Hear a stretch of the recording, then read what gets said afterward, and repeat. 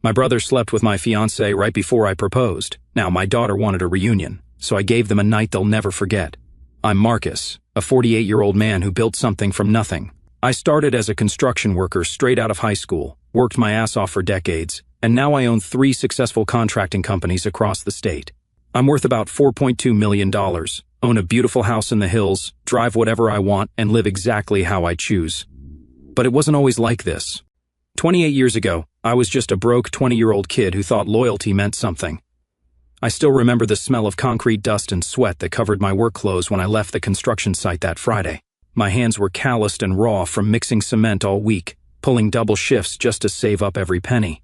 But in my wallet, I had something that made me grin like an idiot, my final paycheck that would complete the $3,200 I needed for the engagement ring. Yes, $3,200 was everything to me back then. I was planning to propose to Jessica the following weekend at her favorite restaurant downtown. Back then, I was just a stupid kid who believed in fairy tales. I worked construction, lived in a shitty apartment with my older brother Derek, and was head over heels for my college girlfriend Jessica. She was studying business administration while I was breaking my back building other people's dreams. Derek and I were tight. He was the smart one, working toward his MBA, always had girls throwing themselves at him, a real smooth talker. Me? I was the worker, the one who fixed things with his hands. When I told him about my proposal plans, he slapped my back and said, "Bro, you're going to make that girl the happiest woman alive." I believed every damn word. Jessica and I had been together for 4 years. Blonde hair down to her shoulders, blue eyes that could make you forget your own name, and a smile that convinced me I was the luckiest bastard alive. She was the one, or so I thought. We'd talk about our future, the house we'd buy, the kids we'd have, how I'd work my way up to owning my own company while she climbed the corporate ladder. That Friday, my foreman let me leave early as a reward for the overtime I'd been putting in. I stopped by the flower shop and bought 2 dozen red roses. They cost me $60, which was grocery money for the week, but I didn't care. I had a key to her apartment. Her roommate, Sarah, was usually out on Friday nights, so I figured I'd surprise her with dinner and flowers. The apartment was quiet when I walked in. I could hear music coming from her bedroom, some slow, romantic shit she always played. The door was cracked open, and what I saw when I looked in didn't just break my heart. It fucking destroyed my soul. Jessica was stark naked on her bed, and my brother Derek was on top of her, going at it like animals. They were so into it they didn't even notice me standing there for a good 10 seconds. The roses fell from my hands and hit the floor, petals scattering everywhere. They jumped apart like they'd been electrocuted.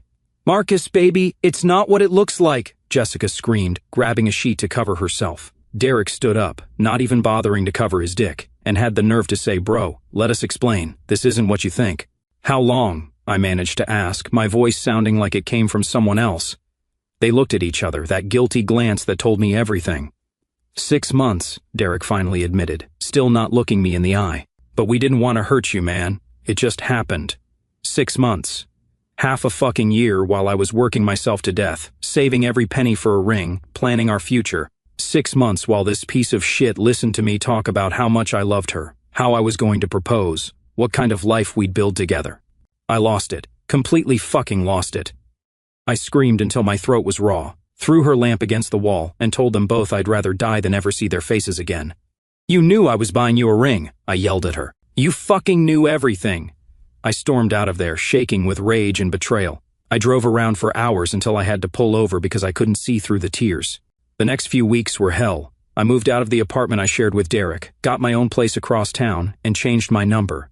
My parents tried to play peacemaker. "Brothers fight, you'll work it out," my mom said. My dad just shrugged and said, "Time heals everything."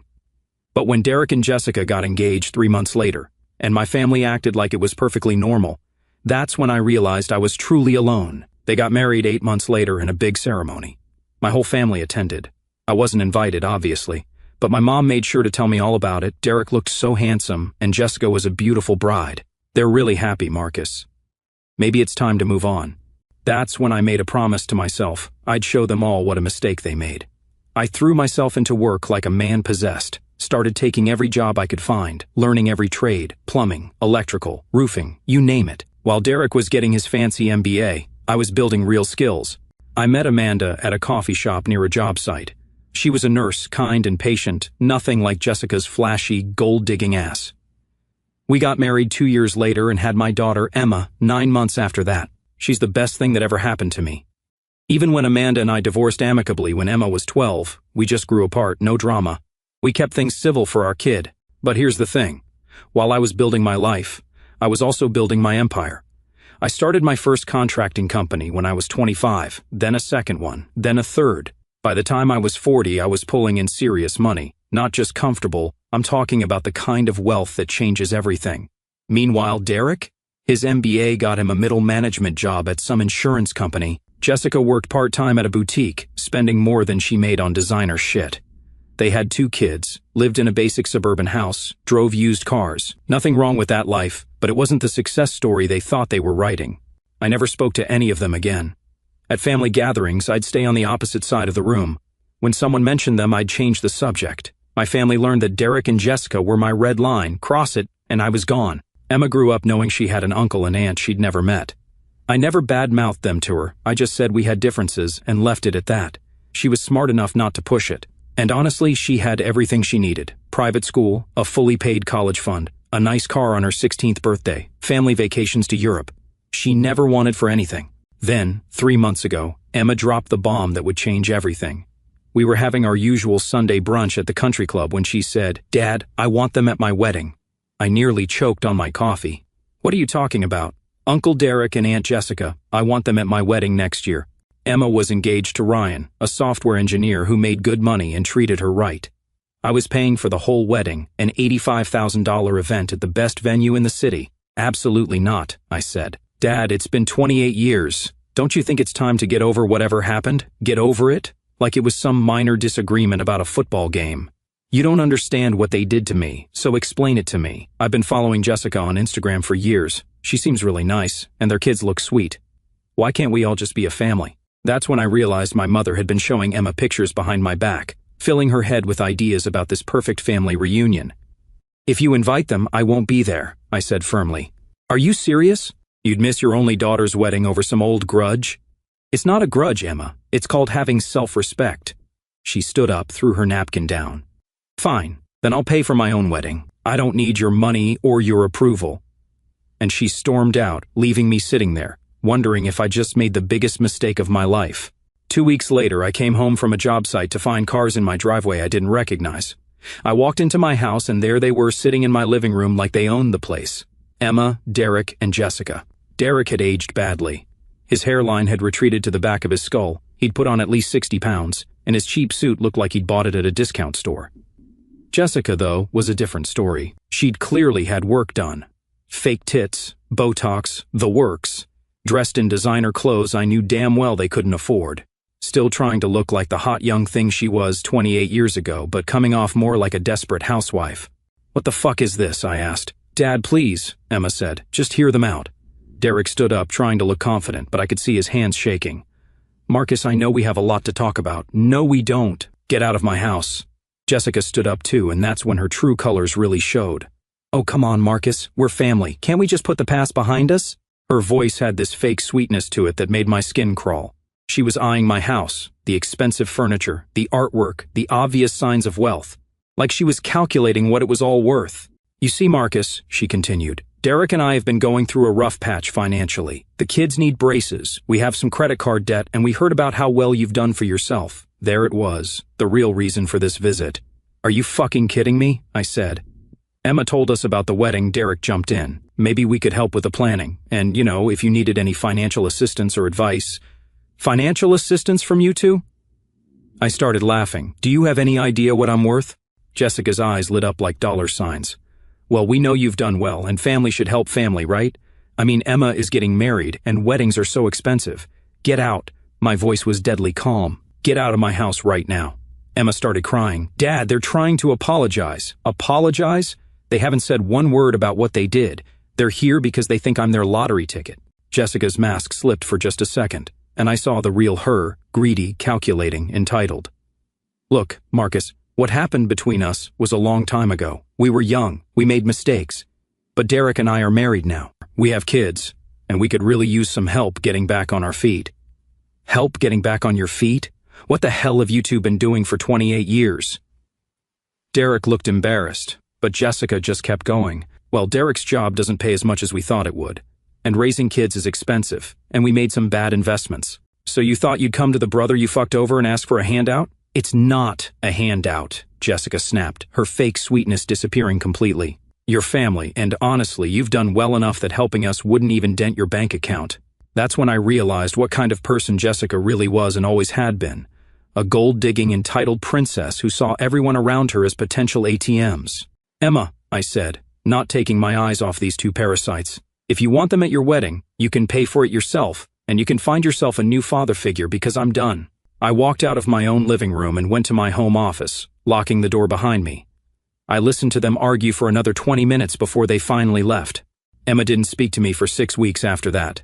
I'll be honest, those 6 weeks were brutal. I missed my daughter like crazy, and part of me wondered if I was being too stubborn. Maybe I should just swallow my pride, let them come to the wedding, and move on with my life. Then I got a phone call that changed everything. Marcus, this is Tony Rodriguez. I used to work with your dad. Tony was an old family friend who'd always been straight with me.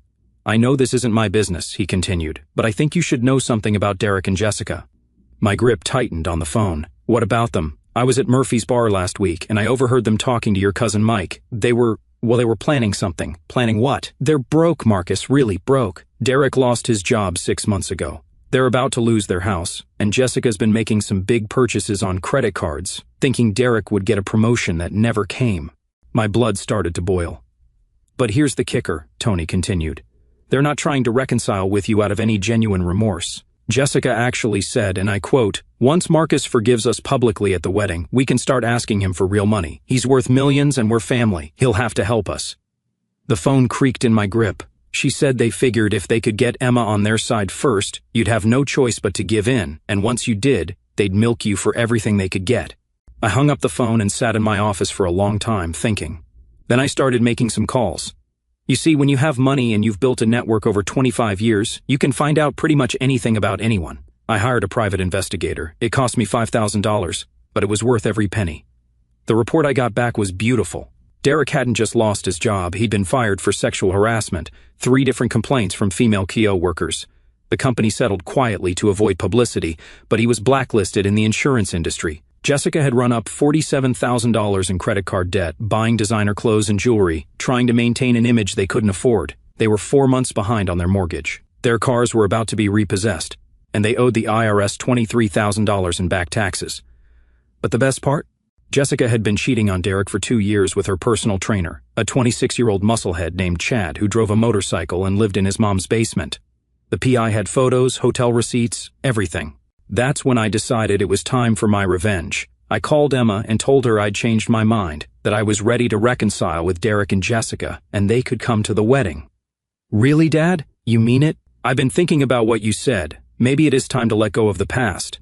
She was so happy she cried. We met for lunch the next day and started planning the wedding again. I told her I'd cover all the costs, just like before. There's just one thing, I said. I want to do this right. I want to have Derek and Jessica over for dinner before the wedding. Clear the air. You know, maybe we can all start fresh. Emma thought that was a wonderful idea. I called Derek personally, put on my best reconciliation voice. Derek, this is Marcus. Look, I've been doing a lot of thinking, and Emma's right. It's time we put the past behind us. He was so shocked he could barely speak. Marcus, wow, really? I'd like to have you and Jessica over for dinner this Saturday. Just the 4 of us adults, no kids. We can talk things through, maybe start over. That sounds amazing, man. Jessica's going to be thrilled. I bet she was.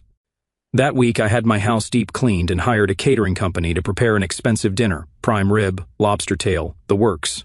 I also had my security system upgraded with new cameras that covered every angle of my house with crystal clear audio recording. Saturday night came, and they arrived right on time. Derek was wearing what looked like his only decent suit, and Jessica had poured herself into a tight dress that probably cost more than their monthly mortgage payment. Marcus, Jessica gushed, giving me a hug that lasted way too long. Your house is absolutely gorgeous. You've done so well for yourself. Derek was looking around like a kid in a candy store. Jesus, bro, this place must be worth a fortune. It's home, I said modestly. Come on, let's eat. We have a lot to catch up on. Dinner started off friendly enough. We talked about Emma's wedding, their kids, general small talk. But I could see Jessica getting more and more comfortable, and that's when her true nature started coming out. "So, Marcus," she said, cutting into her lobster, "Emma told us you own 3 construction companies now. That must be incredibly profitable." "I do all right." "Oh, come on," she laughed, gesturing around the dining room. "This is way more than all right. You must be worth what, several million?" Derek looked embarrassed but didn't stop her. "I don't really discuss my finances," I said. Of course. I'm just saying. It's amazing how successful you've become. And here Derek and I are, still struggling to make ends meet." "Here we go. The economy has been tough," Derek added weakly. "It really has," Jessica agreed, "especially with Derek being out of work right now." "You're unemployed?" I asked, like I didn't already know. "Just temporarily," Derek said quickly. "I'm interviewing for some great positions," Jessica jumped in. "The thing is, Marcus, we're in a bit of a tight spot financially. Nothing too serious, but, with kids and mortgages and everything. I'm sure things will turn around," I said. "Oh, I know they will," Jessica said, reaching over to touch my arm, "especially now that we're all family again. I mean, family helps family, right?" There it was. "What exactly are you asking me, Jessica?" She exchanged a look with Derek, then put on her biggest smile. "Well, we were thinking maybe you could help us out a little bit, just until Derek finds a new job. We'd pay you back, of course. How much are we talking about?" "Maybe 50,000, she said, like she was asking for spare change. I nearly choked on my wine. 50,000? "I know it sounds like a lot," Derek said, "but we're really desperate, Marcus. We might lose the house." "And it's not like you don't have it," Jessica added, her mask slipping a little. "I mean, look at this place. You probably spent 50,000 on your landscaping." I leaned back in my chair. "So, let me get this straight. You two betrayed me in the worst possible way 28 years ago, never apologized, and now you want me to give you $50,000? "We are apologizing," Jessica said. "We're here, aren't we? We're trying to make things right. By asking for money? By trying to rebuild our relationship," Derek said. "The money is just temporary help between brothers." Jessica leaned forward, her cleavage practically spilling out of her dress. "Marcus, honey, we all made mistakes when we were young, but look at us now. We're all mature adults. Can't we put the past behind us and focus on the future?" "You're right," I said, standing up. "Let's focus on the future. I have something to show you both." I walked over to my entertainment center and pulled out a manila envelope. "What's that?" Derek asked. "The future," I said, sitting back down. "See, when you two came to me asking for help, I thought I should know exactly who I'd be helping." I opened the envelope and pulled out the private investigator's report. Jessica went pale. Derek looked confused. "Did you know," I said conversationally, "that Derek here was fired for sexual harassment? 3 different women, Derek. 3. That was a misunderstanding," Derek stammered. "And Jessica," I continued, "did you know your wife has run up $47,000 in credit card debt? Or that she's been fucking her personal trainer for 2 years?" The silence was deafening. Jessica's mouth opened and closed like a fish. Derek looked like he was going to vomit. "Oh, and here's my favorite part," I said, pulling out a photograph. "This is Jessica and Chad at the Marriott downtown last Tuesday. Nice position, by the way. Very athletic." Derek grabbed the photo and stared at it. His face went from pale to red to purple. "You fucking bitch," he whispered. "Derek, I can explain," Jessica started. "Explain what? How you've been cheating on me while we're going broke, while I've been begging my brother for money? I think you two need to leave," I said calmly. But Jessica wasn't done. Her fake sweetness was completely gone now, replaced by pure, entitled rage. "You bastard," she screamed at me. "You set us up. You knew about Chad, and you humiliated me. I humiliated you, you humiliated yourself. We needed that money. We're going to lose everything. Not my problem." She stood up, her face twisted with fury. "You think you're so much better than us. You think your shit doesn't stink because you have money. I think I'm better than you because I have integrity." "Integrity?" She laughed bitterly. "You're just a bitter old man who can't let go of the past. Actually, I've been planning this revenge for about 2 weeks, but it's been very satisfying." Derek was still staring at the photo, broken and defeated, but Jessica was just getting started. "You know what? Fine. We don't need your money. We don't need you. But don't think this is over." "Oh, but it is," I said, "because you're never getting near me or my daughter again." That's when she really lost it. "Your daughter? Your precious little princess, Emma? Do you want to know what she really thinks of you? She told me you're a cold, controlling fuck who uses money to manipulate people." I smiled. "Did she? That must have been before she found out what kind of people you really are." Jessica looked confused. "What do you mean?" I pulled out my phone and played a recording. Emma's voice came through crystal clear. "Dad, I owe you an apology. Tony Rodriguez called me and told me what he heard at Murphy's bar. I can't believe I fell for their act. They're not trying to reconcile. They just want money. I'm so sorry I put you through this. Jessica's face went white. That was from 3 days ago, I said. Emma knows everything. The debt, the cheating, the harassment charges, all of it. You're lying. I played another recording, this one Emma's voice talking to someone else. No, Jessica, you're not invited to my wedding anymore. I know what you really wanted from my dad, and I'm disgusted. Don't ever contact me again. Derek finally looked up from the photo. Emma knows about Chad? Emma knows about everything. So does the rest of the family, by the way. I sent copies of the PI report to everyone. Your kids will probably hear about it at school on Monday. Jessica screamed, actually screamed like a banshee. You fucking monster, you've ruined our lives. No, I said, standing up. You ruined your own lives. I just documented it. Now get out of my house before I call the police. Derek stood up slowly, still holding the photo. He looked at Jessica with pure hatred. 28 years. 28 years I've been married to a lying, cheating bitch. Derek, please, shut up. Just shut the fuck up. He turned to me. Marcus, I'm sorry for everything. For what we did to you, for coming here tonight, for all of it. It's too late for sorry, Derek. He nodded. I know. Come on, Jessica, let's go. But Jessica wasn't done. She grabbed a wine glass and threw it at me, missing by inches. It shattered against the wall behind me. I hope you're happy, she screamed. I hope you die alone and miserable. I'll die rich and respected, I said. Can you say the same? Security cameras caught everything. I had the whole beautiful meltdown recorded in high definition. They left that night and I never expected to see them again. But life had more surprises in store. Derek filed for divorce the next week. Apparently, the private investigator's report made it very easy for his lawyer to prove adultery and financial irresponsibility. Derek got custody of the kids, and Jessica got nothing. She had to move back in with her parents at 46 years old. Their house went into foreclosure.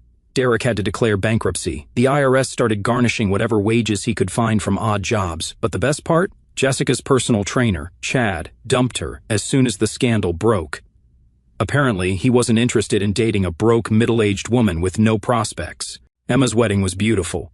The guest list was smaller without Derek's side of the family, but it was filled with people who actually cared about us. I walked my daughter down the aisle with pride, and she thanked me in her speech for always protecting our family from people who would take advantage of our love. For 6 months, I didn't hear anything from Derek or Jessica. I assumed they'd slunk away to rebuild their lives somewhere else. I was wrong. It was a Tuesday morning when my secretary buzzed me at the office. Mr. Marcus, there's a Derek Thompson here to see you. He says he's your brother. I hadn't heard that name in my office ever. Derek had never even seen my businesses. Send him in. Derek walked into my office looking like a broken man. His clothes were wrinkled and cheap. He'd lost weight, and he had the hollow-eyed look of someone who hadn't slept in weeks. Marcus, he said, barely above a whisper. Thank you for seeing me. What do you want, Derek? He sat down across from my desk and put his head in his hands. I'm desperate, man. Completely desperate. I figured as much. You wouldn't be here otherwise. It's not for me, he said quickly. It's for my kids, Tyler and Madison. They're 16 and 14, and they're living with me in a one-bedroom apartment above a pizza shop. Tyler's supposed to start his senior year next month, but we can't afford the school supplies. Madison needs a dress for homecoming, and I can't even buy her a $5 sandwich for lunch. He looked up at me with tears in his eyes. I know what I did to you. I know I don't deserve anything from you, but those kids, they're innocent in all this. They didn't ask for their parents to be fuck-ups. I leaned back in my chair. Where's Jessica in all this? Gone. Moved to Florida with some guy she met online. Sends a Christmas card if the kids are lucky. She doesn't pay child support, doesn't call, nothing. And you think I should help you because you're a good man, Marcus. Better than me. Better than I ever was. He was crying now. I destroyed my own life and I can live with that. But my kids are suffering because of my mistakes and I can't fix it alone. What exactly are you asking for? Just enough to get the kids through school. Maybe help with rent so we can get a 2-bedroom place. I'm not asking for handouts. I'll work. I'll do anything. Construction, cleaning, whatever. I'll pay you back every penny. How much? Maybe $2,000 a month. Just until I can get back on my feet. $2,000 a month for how long? Until Tyler graduates and gets a job. Maybe 2 years. I did the math. $48,000 total. And what makes you think you won't fuck me over again? Derek met my eyes for the first time since he'd sat down. Because I've already lost everything that mattered to me. My wife, my house, my career, my reputation.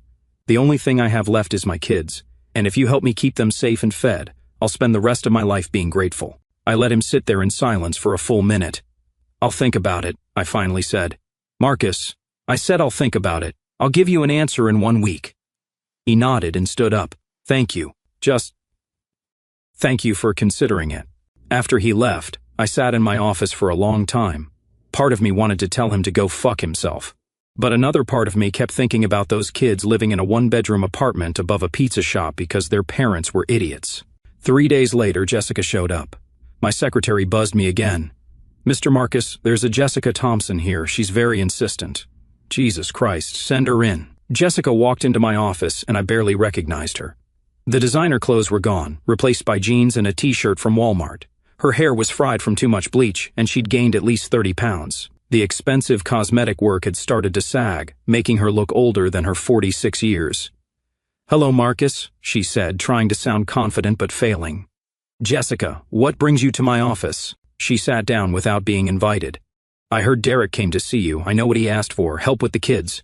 She leaned forward, and I could see her trying to turn on whatever charm she thought she still had. Marcus, I know we haven't always seen eye to eye, but those kids are my children too. The kids you abandoned? I didn't abandon them. I just needed space to figure out my life. In Florida with your new boyfriend? Her face flushed. That didn't work out. Shocking. Look, Marcus, Derek can't take care of those kids alone. He's working at a fucking Home Depot now, making $12 an hour. They need their mother. They needed their mother when you were cheating on their father and running up credit card debt. That's in the past, she said, her voice getting shrill. I'm here now, and I want to be part of the solution. What exactly are you proposing? She took a deep breath, and I could see her shifting into full manipulation mode. I think the kids should come live with me in Florida. I have a nice apartment, good schools nearby. Derek can visit whenever he wants. And how would you support them? Well, she bit her lip. I was hoping you might help with that. Just temporarily, of course. Help how? Maybe $5,000 a month, just until I get back on my feet. I'm looking for work, but the job market is tough. $5,000 a month, more than double what Derek had asked for. And what about Derek? Derek? She waved her hand dismissively. Derek's a loser, Marcus. He always was. He can barely take care of himself, let alone 2 teenagers. Those kids need a mother who can provide for them properly. A mother who abandoned them? I made mistakes, she snapped. We all make mistakes, but I'm here now, and I'm trying to make things right. By taking the kids away from their father and asking me for $5,000 a month, it's not taking them away. It's giving them opportunities. And $5,000 is nothing to you, Marcus. You probably spend that much on wine in a month. And there was the real Jessica. Still entitled, still greedy, still thinking everyone owed her something. Let me ask you something, Jessica. Have you talked to Tyler and Madison about this plan? Well, no, but... Because I have. I had lunch with them last week. Her face went pale. You what? I wanted to meet my nephew and niece, see what kind of kids they were. You want to know what they told me about you? She didn't answer. Tyler said, Uncle Marcus, I never want to see that woman again. She destroyed our family and then left us. Madison said, she's not my mom anymore. A real mom doesn't abandon her children. Jessica's mouth opened and closed like a fish. Those kids hate you, Jessica, and honestly, I don't blame them. Jessica's face crumpled. That's not fair. I'm their mother. No, you're the woman who gave birth to them. There's a difference. She started crying then, big, ugly sobs that smeared what little makeup she was wearing. Marcus, please, I have nothing. My boyfriend kicked me out. I'm living in a motel. I can't find work. I need help. You need help? What about when Derek needed help keeping his marriage together? What about when I needed help 28 years ago when my brother and girlfriend betrayed me? I was young and stupid. You were 20 then. You're 46 now. What's your excuse for abandoning your children? She wiped her nose with the back of her hand. I made a mistake, okay? I thought I could start over, be happy. But it didn't work out. So now you want to come back and play mommy when it's convenient? I want to make things right. I stood up and walked around my desk, looking down at her. You want to make things right? Here's how you make things right. You disappear. You sign over full custody to Derek. You don't ask for a penny from anyone, and you let those kids heal from the damage you've done. I can't do that. Then you get nothing from me. She looked up at me with pure desperation. Marcus, please, I'm begging you, I'll do anything. Anything? Yes, anything. I walked back to my desk and pulled out a piece of paper. Sign this. What is it? A legal document renouncing all parental rights to Tyler and Madison. Sign it, and I'll give you $10,000 to disappear forever. She stared at the paper. 10,000? That's it? That's more than you deserve. But Derek's getting $2,000 a month. Derek is taking care of his children. You abandoned yours. She was quiet for a long moment. Then what if I don't sign it? Then you get nothing. And I make sure every employer in whatever city you land in knows exactly what kind of person you are.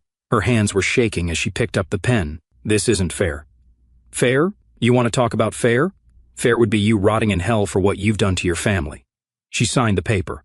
I wrote her a check for $10,000. This is the last money you'll ever see from me or anyone in this family. If you ever contact Derek or those kids again, I'll have you arrested for harassment. She took the check and stood up. You know what, Marcus? You're right. I am a shitty mother and a shitty person. But you're not much better. You've let hate consume your whole life. Maybe. But I sleep well at night. Do you? Because I think you're just as miserable as the rest of us. She walked toward the door, then turned back. For what it's worth, I really did love you once, back when we were kids. No, you didn't. You loved what you thought I could give you, just like with Derek, just like with Chad, just like with every man you've ever been with. She left without another word. A week later, I called Derek and told him to come to my office. He walked in looking nervous, probably expecting me to tell him no. I've made my decision about helping you, I said. He held his breath. I'm not going to give you $2,000 a month. His face fell. I'm going to give you $3,000 a month, plus I'm paying for both kids' college tuition when the time comes. Derek stared at me like I'd spoken in a foreign language. There are conditions, I continued. You work for me. I'm putting you in charge of maintenance for all 3 of my companies. It's honest work. It pays well, and it comes with health insurance for you and the kids. Marcus, I don't know what to say. Say you'll take it seriously. Say you'll be the father those kids deserve. I will. I swear to God I will. And Derek? Jessica signed over her parental rights. She's out of their lives for good. He closed his eyes and took a deep breath. Thank you, Jesus. Marcus, thank you. Don't thank me yet. You're going to earn every penny of this. I'm a tough boss. I don't care. I'll do whatever you need. 6 months later, Derek had proven himself. He was punctual, hardworking, and grateful. Tyler and Madison were thriving. Good grades, new clothes, a decent apartment. Tyler even got a part-time job at one of my job sites and turned out to have a natural talent for construction. At Emma's first wedding anniversary party, Derek approached me during a quiet moment. Marcus, I need to tell you something. What's that? I never really apologized. Not properly for what Jessica and I did to you 28 years ago. I looked at him. You're right, you never did. I was a coward and a piece of shit. I betrayed my own brother for a woman who turned out to be a snake. There's no excuse for it. And I'm sorry. I'm sorrier than I've ever been about anything in my life. Why now? Because working for you, seeing how you've built your life, seeing how you've helped my kids even after everything, I finally understand what kind of man you are, and I finally understand what kind of man I should have been. I nodded. Apology accepted. Really? Derek, I spent 28 years hating you. It was exhausting. I'd rather spend whatever time I have left building something better. He stuck out his hand. Brothers? I looked at his hand for a long moment, then shook it.